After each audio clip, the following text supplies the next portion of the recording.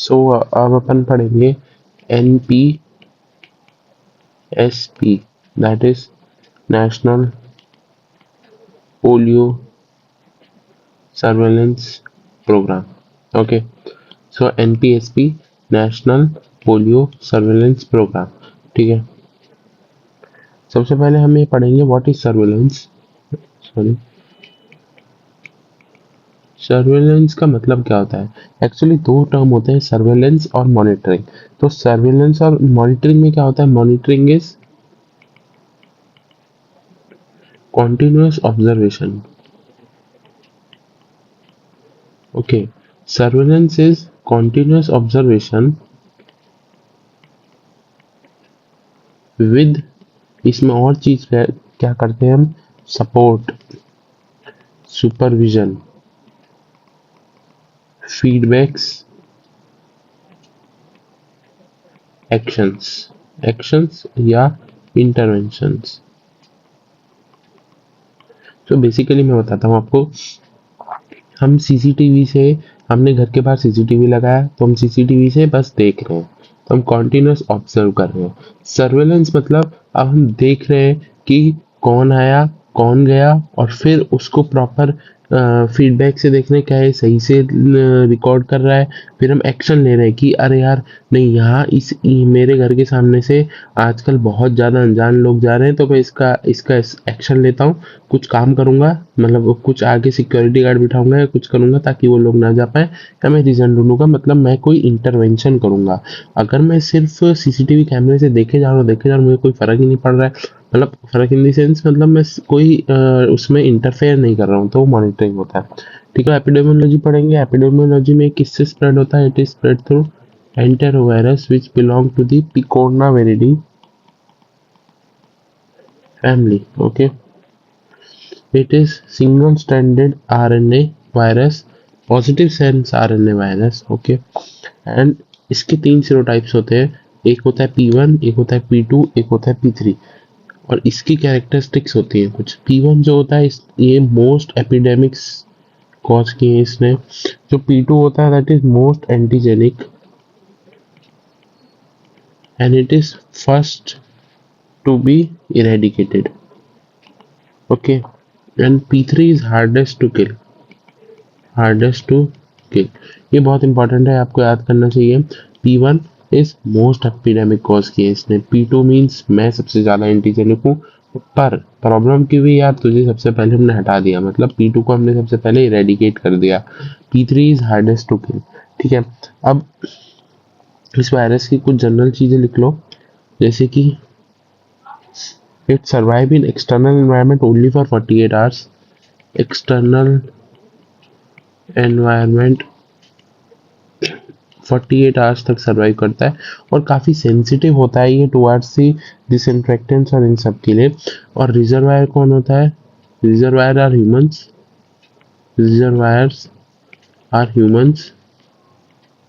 And humans में क्या होता है, कहाँ पे प्रेजेंट होता है, pharynx and GI tract in Peyer's patches.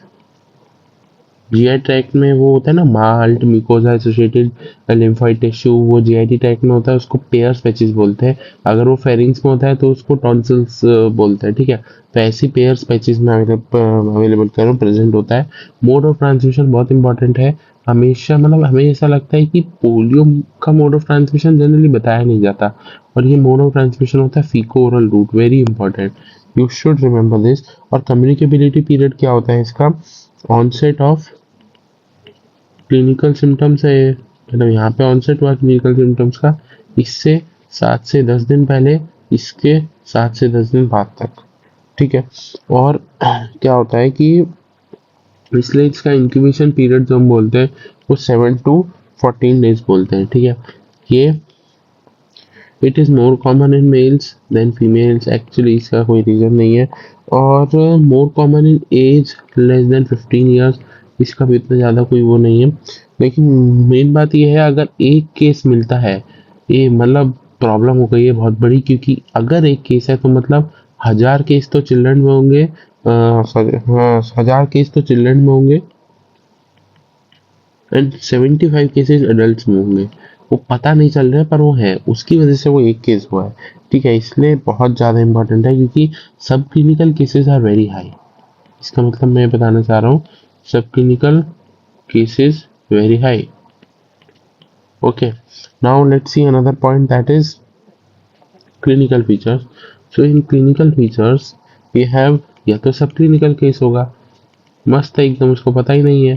ठीक है, दूसरा होगा अबॉर्टिव पोलियो। अबॉर्टिव पोलियो की भाई में एक्चुअली पोलियो के सिम्टम्स क्या होते हैं? डायरिया फीवर डायरिया वॉमिटिंग, इनमें से कुछ हो सकता है। तो एक्चुअली ये सब होता है और फिर सब खत्म हो जाता है। तो वो बोलेगा अरे यार मेरे को मतलब एक्चुअली में उसको किसी आदमी को ये सब हुआ, एक्चुअली में पोलियो हुआ था लेकिन वो अबॉर्ट हो गया, मतलब कि वो चला गया और उस आदमी को पता भी नहीं चला। तो इसको हम बोलते हैं अबॉर्टिव पोलियो। ठीक है, फिर तीसरा आ जाता है आपके पास, दैट इज पोलियोमाइलाइटिस। ये खतरनाक है। पोलियोमाइलाइटिस दो टाइप का होता है, paralytic non paralytic. Paralytic and non paralytic. In paralytic as the name suggest paralysis होगी। किसकी पैरालिसिस होगी? Proximal muscle paralysis occur. अब इसमें क्या होगा? Non paralytic obviously the name suggest there will be no paralysis, but इसमें क्या होगा? एसेप्टिक मेनिंजाइटिस होगा। Aseptic meningitis which leads to neurological deficits. Okay, and proximal muscle weakness, proximal muscle paralysis. There are three types of like spinal, bulbar, and bulbospinal. Okay, so this is the clinical features, very important. अब problem क्या है? ये सब तो ठीक है, ये सब तो बहुत मतलब इसमें कोई कंसेप्ट नहीं है।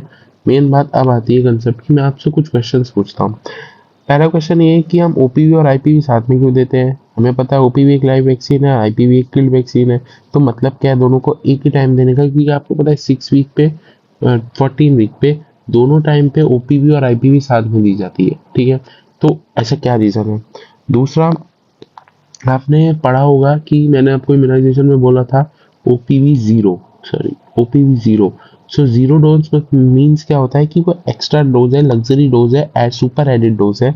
तो ये ओपीवी और क्या बोलते हैं मीजल्स के लिए भी होता है। मीजल्स और ओपीवी में एक प्रोग्राम चलाते हैं, जैसे ओपीवी में जिसको बोलते हैं पल्स पोलियो वैक्सीनेशन।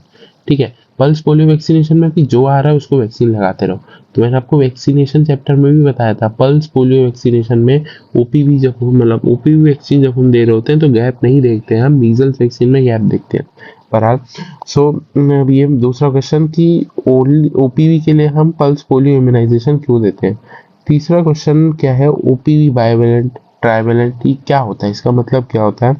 और फिर चौथा क्वेश्चन हम ये सोचेंगे पढ़ेंगे कि VAPP क्या होता है, VADV क्या होता है, सॉरी VDPV क्या होता है। ठीक है, ये सब क्या होते हैं? तो ये सब पढ़ना पड़ेगा ना, तो पढ़ते हैं, बताता हूँ आपको एक एक करके। तो एक्चुअली पहले मैं आपको ओपीवी और आईपीवी वैक्सीन में डिफरेंस बताता हूँ, जो कि मैंने आपको पहले भी बताए हुए हैं वैक्सीनेशन चैप्टर में, पर ठीक है अभी बता देते हैं। OPV IPv. OPV is live vaccine Sabin strain. Okay, it is oral vaccine and it cause oral है तो पेट में जाएगी तो local immunity means GI immunity, plus पेट से ब्लड में जाएगी तो ह्यूमरल इम्यूनिटी बोथ। ओके, ठीक है। सो अगर ये दोनों कॉज करती है सो इसलिए हम इसको एपिडेमिक्स में यूज करते हैं, क्योंकि बढ़िया है ना यार, पेट लोकल इम्यूनिटी भी और वो इम्यूनिटी भी कर रही है। अब एक्चुअली आईपीवी क्या होती है? साल्क स्ट्रेन से होती है। ठीक है, अब आपसे कोई पूछेगा आईपीवी देते कैसे हैं, तो आईपीवी आप बोलोगे आईएम देते हैं मोस्टली। वैसे इंटरनल भी दे सकते हैं, सबक्यूटेनियस भी दे सकते हैं, पर मोस्टली आईएम देते हैं। लेकिन कोई पूछेगा एफ आईपीवी कैसे देते हो, तो F IPv is always given internal. Okay, अब ये इंटरनर्मल आईएम इसे देने सीधा ब्लड में जाएगी तो सिर्फ humoral immunity, only humoral immunity is provided by this vaccine, and that's why it is not used in epidemics. Okay, आपको बेसिक आइडिया हो गया कौन से स्ट्रेन है, कैसे देते हैं, और उसको एपिडेमिक में किसको यूज करते हैं, नहीं करते। अब देखो मैं आपको बेसिक आइडिया बताता हूँ वैक्सीनेशन का। मतलब ये एक चाइल्ड है, ठीक है, अब इसको हमने ओपीवी वैक्सीन दी। अब जब हमने इसको ओपीवी वैक्सीन दी तो वो जो वायरस है वो ब्लड में जाएगा, लोकल इम्यूनिटी कॉज करेगा। तो होगा क्या, इम्यूनिटी कैसे आएगी कि वो वायरस हमारे जीन्स पे जाके प्रोटीन एंड कोडिंग इन सबको चेंज करेगा, और फिर बॉडी उसको डिटेक्ट करेगी, और फिर वहां से वो एंटीबॉडीज बनाएगी बॉडी। अब होगा क्या कि जो ये वायरस होगा ये बॉडी से निकल जाएगा, एक्सक्रीट आउट हो जाएगा। अब जब ये एक्सक्रीट आउट होगा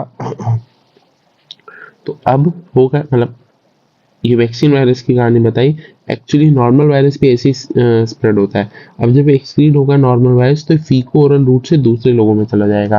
तो हम बोलते क्या है, अगर मोर देन 60% ऑफ पॉपुलेशन अगर वैक्सीनेटेड है तो इसका मतलब more than 60% of less than 5 year population, 60% of less than 5 year population अगर वैक्सीनेटेड है तो there are very less chances of spreading of OPV, very less, no chances of polio spread। क्यों, ऐसा क्यों? एक्चुअली इसलिए हम बोलते हैं कि हर्ड इम्यूनिटी आ जाती है। हर्ड इम्यूनिटी आ जाती है मतलब अगर उन 40 में से किसी को हुआ भी तो ट्रांसमिट नहीं कर पाएंगे फिकोरल रूट से, क्योंकि हर्ड अपने चेन ऑफ ट्रांसमिशन को तोड़ दिया है।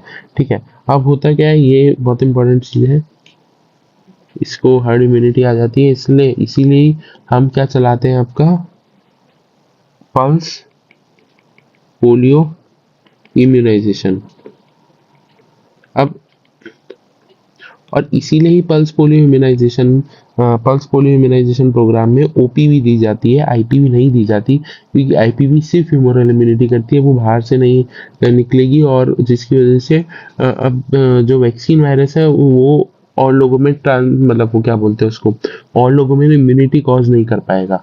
मतलब बेसिकली मैं बोलना चाह रहा हूँ कि अगर ओपीवी हमने यहाँ से दिया, फिकोरल रूट से वो निकला, मतलब वो फीसिस के थ्रू वो निकला वैक्सीन वायरस, फिर वो स्प्रेड हो गया फिकोरल रूट से किसी दूसरे पर्सन में, तो हमने दी थी वैक्सीन इसको, इसमें भी गया और इसमें भी इम्यूनिटी आ गई। लेकिन जब आप आईपीवी दोगे तो ऐसा नहीं होगा ना, वो ह्यूमरल रूट से दे रहे हो। तो इसलिए पल्स पोलियो इम्यूनाइजेशन में always OPV is given, not IPv, and इसीलिए ओपीवी की 0 डोज होती है, आईपीवी की 0 डोज नहीं होती है। एक क्वेश्चन सॉल्व हो गया, बिल्कुल हो गया। अब हम एक चीज और पढ़ते हैं कि स्ट्रेन्स इन सेबिन, यहाँ पे लिखा है ना मैंने सेबिन, सेबिन में हम कौन कौन से वो होते हैं, VP1, VP2 and VP3। Actually इसको अलग से बताते हैं। वैक्सीन सेबिन स्ट्रेन में कौन कौन से वायरस के स्ट्रेन होते हैं, VP1 मतलब vaccine polio virus 1, VP2, VP3। अब प्रॉब्लम क्या होती है, इसको हम बोलते हैं ट्राइवेलेंट ओपीवी। ठीक है, अभी तक सब कुछ सही चल रहा है। जब हम ये देंगे ट्राइवेलेंट ओपीवी देंगे, एक एक वायरस वीपी बन जाएगा, फिर वो फीकोरल रूट से बाहर आएगा, मतलब स्टूल से बाहर आएगा, फिर फीकोरल रूट से दोबारा किसी आदमी को स्प्रेड होगा, फिर से इंटेस्टाइन में जाएगा, और ये साइकिल चलती रहेगी। ठीक है, इसमें प्रॉब्लम कहाँ आती है, प्रॉब्लम यहाँ आती है कि जो VP2 है इसका मैक्सिमम इंटेस्टिनल एब्जॉर्प्शन होता है, मैक्सिमम इंटेस्टिनल एब्जॉर्प्शन। अब जब मैक्सिमम इंटेस्टिनल एब्जॉर्प्शन होगा तो इसके काफी सारे साइकिल चलेंगे, मतलब जितनी देर में VP1 VP3 फीकोरल रूट से ट्रांसमिट हो रहे हैं, बार बार ट्रांसमिट होता जा रहा है VP2। अब बार बार में प्रॉब्लम क्या है, बार बार में प्रॉब्लम ये है कि जितनी बार वो साइकिल रिपीट करेगा उतने चांसेस ऑफ म्यूटेशन बढ़ जाएंगे, तो increase chances of mutation. Okay, अब चांसेस ऑफ म्यूटेशन होंगे, और वो जो म्यूटेशन होगी वो काफी बिगर म्यूटेशन होगी, और जो म्यूटेटेड होके वायरस आएगा वो नया वायरस होगा, हमें उसके बारे में पता नहीं होगा, तो इसलिए म्यूटेशन के चांसेस बढ़ जाएंगे और न्यू पोलियो वायरस आ सकता है।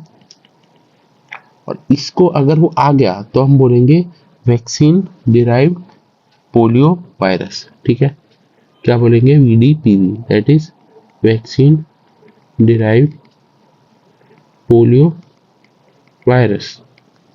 फिर से बता देता हूँ, वो इंटेस्टाइन से फिकोरल रूट से बाकी लोगों में स्प्रेड होगा।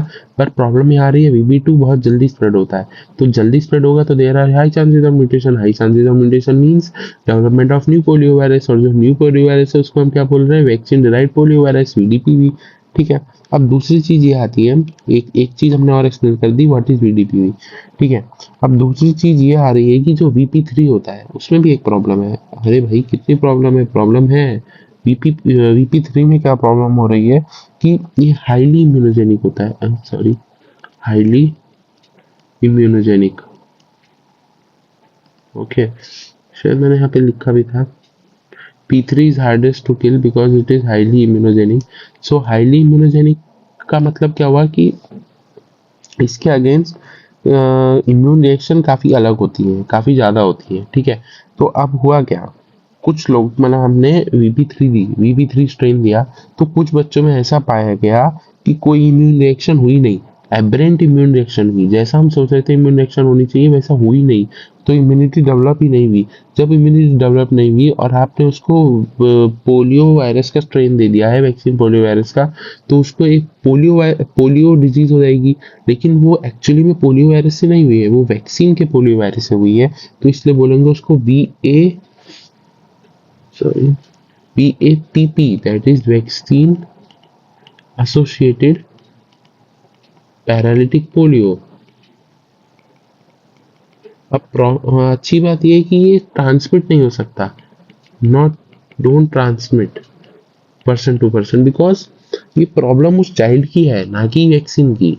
किसी किसी चाइल्ड में मिल रहा है ये, तो हर किसी में नहीं मिलेगा, वो नंबर बहुत कम होता है, इसलिए इसको बोलते हैं VAPP, वैक्सीन से एसोसिएटेड है। सो ये साइड इफेक्ट नहीं है, it is not a side effect.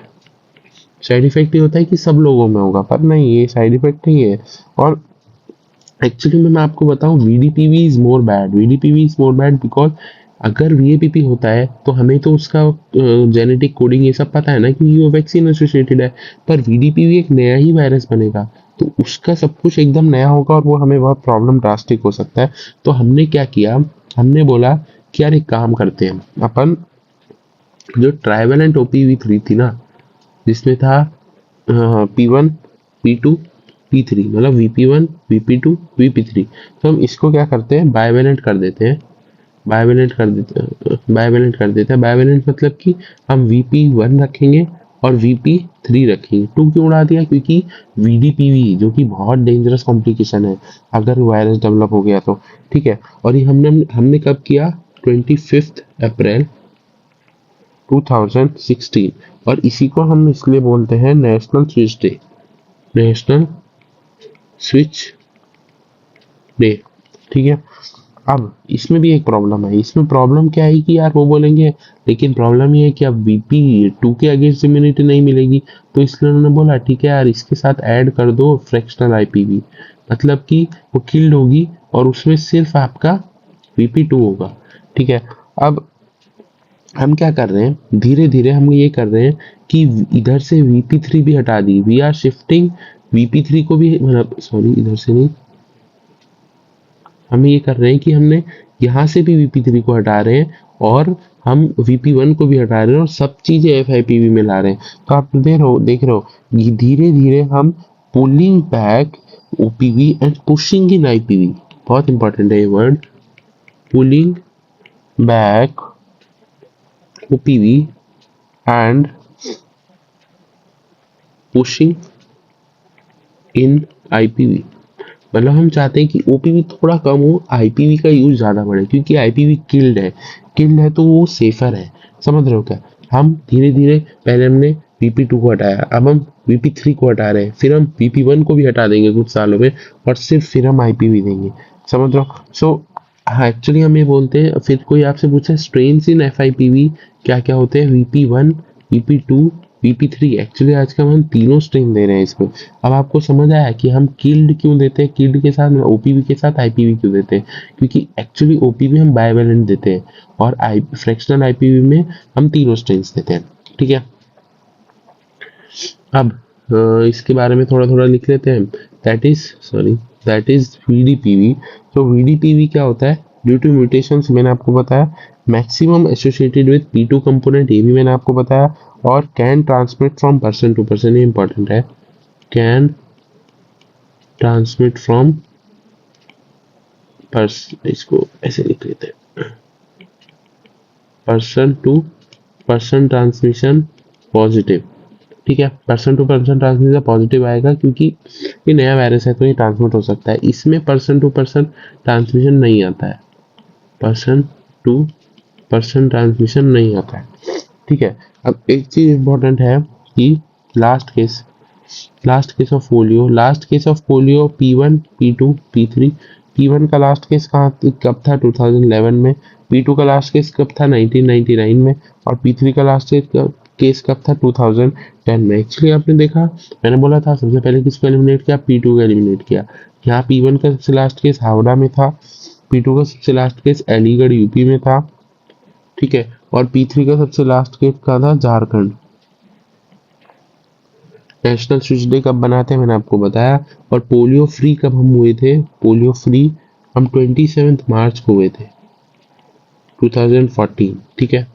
हाँ ये नेशनल स्विच डे भी यहाँ पे लिख रहे हैं, आपका डेज का एक वो हो जाएगा। नेशनल स्विच डे कहाँ पे हुआ, कब होता है, 25 अप्रैल 2016, ठीक है। तो इसको एज अ बॉक्स बना सकते हो, आप बना सकते हो कि नहीं बना सकते हो, बिल्कुल बना सकते हो, ठीक है। VDPV that is vaccine derived polio virus, उसके 3 टाइप होते हैं, that is CVDPV, VDPV, IVDPV and AVDPV. Okay, so CVDPV means circulating type, I means immune related, and A means ambiguous, हमें नहीं पता। Okay, so in C type means circulate हो रहा है means इसमें क्या है, लार्जर म्यूटेशंस हुई हैं, लार्जर म्यूटेशंस होने के बाद पीपल टू पीपल स्प्रेड हो रहा है, लार्जर म्यूटेशन हुई है और जिसकी वजह से वो पीपल टू पीपल स्प्रेड हो रहा है, ठीक है। अब IVDPV में क्या है, इसमें क्या हुआ, वैक्सीन वायरस में कोई मॉडिफिकेशन हुई, और ये मॉडिफिकेशन किस में हुई, इम्यूनो कॉम्प्रोमाइज पेशेंट में। एक्चुअली देखो, अगर हम वो वैक्सीन किसी नॉर्मल आदमी को देते कोई प्रॉब्लम नहीं, लेकिन हमने उस वैक्सीन को इम्यूनो कॉम्प्रोमाइज पेशेंट में दिया जिसकी इम्यूनिटी पहले से ही कम थी, तो हम उसकी बॉडी ने उस वायरस में कुछ म्यूटेशन कर दी, और उस म्यूटेशन की वजह से जो पोलियो वायरस निकला वो VDPV कराया जाएगा, क्योंकि एक्चुअली वो म्यूटेशन हुई किस वजह से, उस वायरस जब प्रेजेंट था, और वायरस आया कहाँ से, जब हमने उसको वैक्सीन दी, समझ रहे हो। तो जब हमने वैक्सीन दी इम्यूनो कॉम्प्रोमाइज पेशेंट को, और उस वैक्सीन से एक ऐसा वायरस बना जो कि सिर्फ इम्यूनो कॉम्प्रोमाइज पेशेंट में ही बनता, अगर नॉर्मल आदमी को देते तो नहीं बनता, तो इसलिए उसको बोलते हैं इम्यून डिराइव्ड VDPV, ठीक है, या इम्यून रिलेटेड VDPV। अब इसके चांसेस ऑफ ट्रांसमिशन कम होंगे ना, क्यों कम होंगे, क्योंकि इम्यून, मान लो किसी को हो भी गया तो अब दूसरा पर्सन तो इम्यून कॉम्प्रोमाइज नहीं है ना, तो उसके अगेंस्ट वो एंटीबॉडी बना लेगा, तो इसके चांसेस कम होंगे, और ये किस में होगा, इम्यूनो कॉम्प्रोमाइज पेशेंट में। ओके, एंड AVDPV मतलब एम्बिगुअस है, हमें कैसे भी हो सकता है। अब हम पढ़ेंगे वेब, कहाँ लिखा है अपन ने, यह है वेब, तो ये इसी टाइप्स ऑफ वेब भी पढ़ लेते हैं।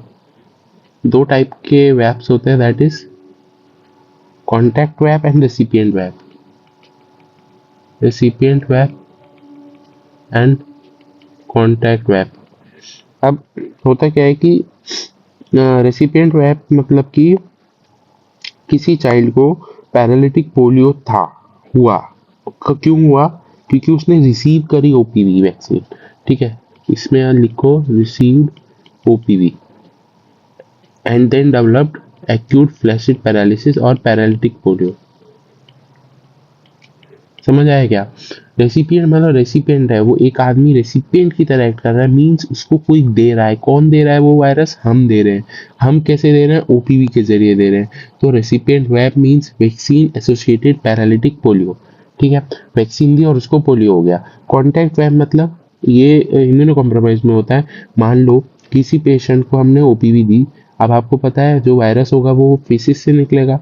अब उसके जो घर में कोई मतलब उसका वो भाई है, उसको वो इम्यूनो कॉम्प्रोमाइज्ड है, तो एक्चुअली वो फीकोरल रूट से जो वायरस निकला है वो उसको इन्फेक्ट करेगा। अब अगर वो नॉर्मल होता तो कोई फर्क नहीं पड़ता, लेकिन वो नॉर्मल नहीं है, वो इम्यूनो कॉम्प्रोमाइज्ड है, तो उसकी वजह से उसमें एंटीबॉडीज बनेंगी नहीं और वो इन्फेक्ट हो जाएगा, तो उसको फिर पैरालिटिक पोलियो डेवलप हो जाएगा। तो उसको हम बोलते हैं कॉन्टैक्ट टाइप, मतलब किसी के कॉन्टैक्ट में आने से हो रहा है, मतलब किसी के, मतलब जिसके भाई को जब हमने वैक्सीन दी, तो इसीलिए हम बोलते हैं कि don't give OPV vaccine to a क्या बोलते हैं, brother of immunocompromise patient.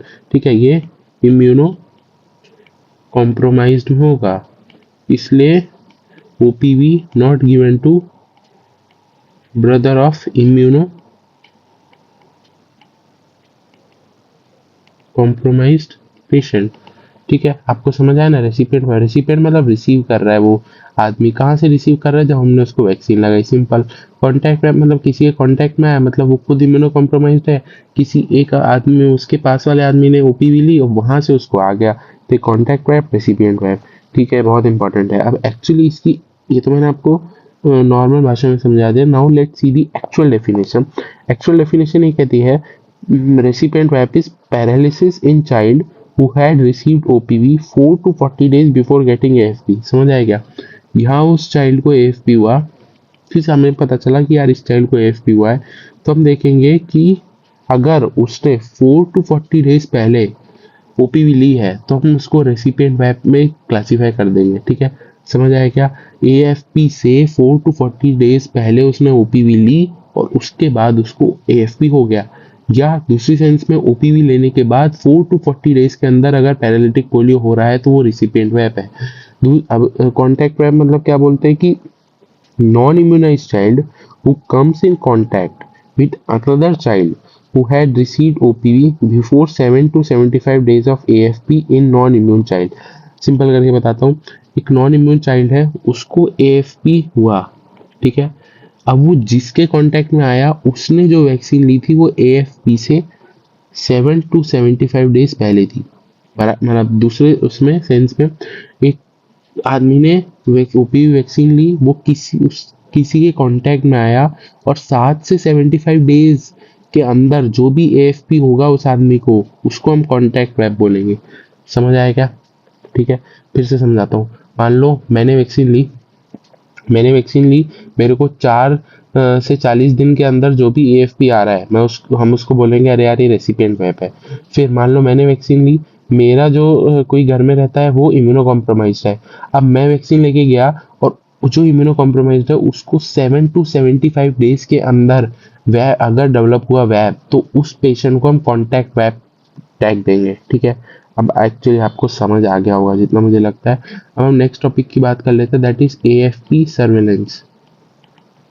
AFP मतलब एक्यूट फ्लैशिड पैरालिसिस की सर्वेलेंस करते हैं, हम देखते हैं कितने लोगों को हुई है नहीं हुआ है। ऑब्वियसली किन में करेंगे, जिनमें पोलियो कॉमन है, दैट इज 15 ईयर में। और ये कौन करता है, एसएमओ या DIO, that is SMO is surveillance medical officer, surveillance medical officer, DIO is district immunisation officer.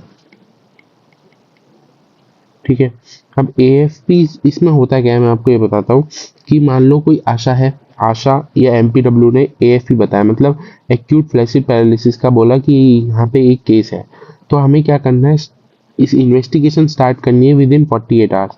ठीक है, तो यहाँ पे आशा ने बताया या एमपीडब्ल्यू ने बताया, उसके 48 आवर्स के अंदर, 48 आवर्स के अंदर इन्वेस्टिगेशन स्टार्ट करनी है। ठीक है, इन्वेस्टिगेशन और आशा के बीच में इन्वेस्टिगेशन स्टार्ट। ठीक है, फिर इन्वेस्टिगेशन स्टार्ट में हम क्या करेंगे, 2 स्टूल सैंपल्स लेंगे। फर्स्ट स्टूल सैंपल क्या होना चाहिए, with in 48 hours of reporting. ठीक है, with in 48 hours of reporting, मतलब कि जो पहला स्टूल सैंपल है, first stool sample should be with in 48 hours of reporting. समझ आया क्या? मतलब कि हम पहला स्टूल सैंपल यहीं पे ले लेंगे, फर्स्ट स्टूल सैंपल। ठीक है, फिर उसके बाद अपन क्या करना है, सेकंड स्टूल सैंपल लेना है 24 hours apart from first sample. Second sample कब लेना है? Second stool sample 24 hours apart लेना है, ठीक है। एक सेकेंड,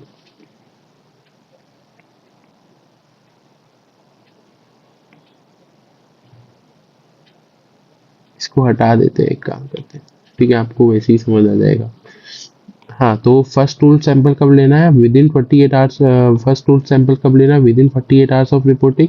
यहाँ रिपोर्ट किया, फिर उसके बाद 48 आवर्स के अंदर आपको फर्स्ट टूल सैंपल लेना है। फर्स्ट टूल सैंपल के 24 आवर्स के अंदर आपको क्या लेना है? सेकेंड टूल सैंपल लेना है, ठीक है। फिर उसके बाद आप क्या बोलते हैं, और ये क्या कि रिपोर्टिंग से सेकेंड स्टूल सैंपल तक का टाइम 14 डेज से ज़्यादा नहीं होना चाहिए, ठीक है। फिर होगा क्या कि हम स्टूल सैंपल को भेजेंगे। स्टूल सैंपल को कैसे भेजेंगे? रिवर्स कोल्ड चेन से भेजेंगे, लेबोरेटरी में भेजेंगे। और ये लेबोरेटरी में कब तक पहुंच जाना चाहिए? With in 72 hours. लेबोरेटरी यहाँ मैं लिख देता हूँ, रिवर्स कोल्ड, क्योंकि वैक्सीनेशन में हमने कोल्ड चेन पढ़ा था। वो क्या था? मैन्युफैक्चरर से ग्राउंड लेवल तक वैक्सीन लाने के लिए कोल्ड बॉक्सेस और वो सब यूज करना। ये क्या है? ग्राउंड लेवल से इन लेबोरेटरी तक जाने के लिए। तो इसमें भी हम कोल्ड बॉक्सेस यूज करेंगे। इसमें जो होते हैं वो रेड कलर बॉक्सेस होते हैं, और उसमें टेम्परेचर वाई +2 to +8 degree C, +2 to +8 degree C होता है। और ये टाइम मैंने बताया आपको 72 आवर्स होना चाहिए। अब फिर ये लैब है, ये लैब चेक करेगी फॉर दी लैब चेक करेगी for sorry lab check for residual, मतलब उसमें जो सैंपल आया उसमें कोई सैंपल पॉजिटिव है या नहीं, ठीक है। तो लेकिन इसमें एक और चीज है कि रिपोर्टिंग से 60 डेज के अंदर उसको ये चेक करना है। रिपोर्टिंग से 60 डेज के अंदर उसको ये चेक करना है, ठीक है। और क्या होता है, दूसरी चीज क्या है, और उसको 10 दिन के अंदर, 10 हफ्तों के अंदर रिजल्ट देना है। रिजल्ट 10 वीक्स, ठीक है। और एक चीज और है, we need to inform government of India about outcome of patient within 10 week. फिर रिजल्ट पे हमें क्या पता चलेगा? आउटकम। रिजल्ट से हमें मिलेगा आउटकम, और आउटकम को हमें 10 वीक में गवर्नमेंट को नोटिफाई करना है। आपको समझ आ रहा है क्या? ये थोड़ा कॉम्प्लेक्स है, लेकिन ये समझना पड़ेगा। आप इसमें मैं आपको एक बार और बता देता हूँ। देखो, सबसे पहले आशा ने बोला कि अरे सर यहाँ पे एक केस आया है, वो ठीक है, तो वो फटाक से काम करेगा। वो 2 घंटे के अंदर, 2 दिन के अंदर ही 48 आवर्स, विद इन 48 आवर्स उसको इन्वेस्टिगेशन स्टार्ट करनी है। और इन्वेस्टिगेशन में क्या करना है? फर्स्ट 2 टूल सैंपल लेने तो फर्स्ट टूल सैंपल होना चाहिए, वो विद इन 48 आवर्स होना चाहिए आफ्टर रिपोर्टिंग, ठीक है। मतलब रिपोर्ट करने के 2 दिन के अंदर ही पहला स्टूल सैंपल लेना है। दूसरा स्टूल सैंपल 1 दिन दूर लेना है, मतलब आफ्टर 24 आवर्स लेना है। बट उसको ये भी ध्यान रखना होगा कि रिपोर्टिंग से 14 डेज के अंदर ही लेने हैं दोनों सैंपल, ठीक है। अब उसने सैंपल ले लिया, रिवर्स कोल्ड चेन से भेजना है, और वो 72 आवर्स के अंदर लेबोरेटरी में भेजना चाहिए, मतलब 72 आवर्स से ज़्यादा नहीं लगने चाहिए, ठीक है। फिर लेबोरेटरी उसको रेजिडुअल पैरालिसिस के लिए चेक करेगी, एंड रेजिडुअल पैरालिसिस के लिए चेक करने के बाद वो 10 वीक के अंदर उसका रिजल्ट देगी, और फिर आउटकम पता चलेगा हमें। और आउटकम के 10 वीक के अंदर हमें गवर्नमेंट को नोटिफाई करना है, गवर्नमेंट को नोटिफाई करना है। और दूसरी बात, लेबोरेटरी जब चेक करके रिजल्ट देगी, तो जो रिजल्ट होना चाहिए वो with in 60 days from reporting होना चाहिए। जिस दिन आशा ने रिपोर्ट किया था उसके 60 डेज के अंदर रिजल्ट आ जाना चाहिए, मतलब 2 महीने के अंदर रिजल्ट आ जाना चाहिए। इधर आपने देखा 2 दिन होना चाहिए, इधर 1 दिन होना चाहिए, इधर 3 दिन होना चाहिए। इजी है वैसे तो, कर सकते हो मेरे हिसाब से।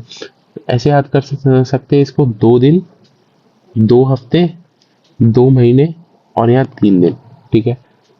मेरे हिसाब से आप जैसे भी आप अपना बना सकते हो, याद करने का बना लो, लेकिन इसको याद करना है। 48 hours, 24 hour, 72 hour, 14 days, 60 days, और 10 वीक। मैं बार बार बोल रहा हूँ क्योंकि इंपॉर्टेंट है, ठीक है। अब आउटकम क्या हो सकते हैं? आउटकम के कुछ वो हैं, क्या बोलते हैं इसको, क्या क्या हो सकता है आउटकम? आउटकम हो सकता है पोलियो कंफर्म्ड,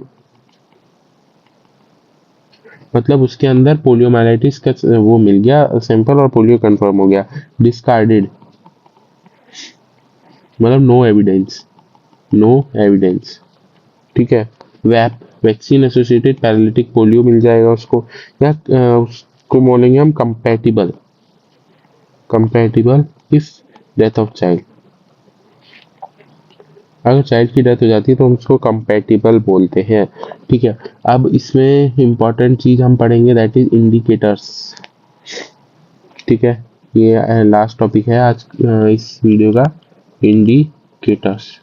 ठीक है, इंडिकेटर्स में हम सबसे पहला इंडिकेटर पढ़ेंगे AFP reporting rate, that is equal to AFP cases upon population under survey into 1 lakh.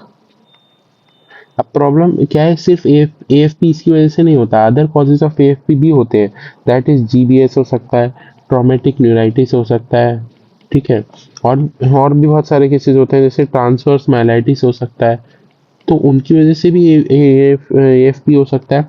तो ऐसा नहीं है कि सिर्फ पोलियो की वजह से ही होगा। तो हम ये बोलते हैं कि इस ये रेशियो तो हमेशा मोर देन 1 आना ही चाहिए, मोर देन 1 केस पर लैख पर सॉरी पर लैख पर ईयर आना ही चाहिए, क्योंकि अगर उससे कम आ रहा है, आप जीरो बोल रहे हो, तो इसका मतलब आप सही से काउंटिंग नहीं कर रहे हो, क्योंकि और चीज़ों की वजह से भी होता है।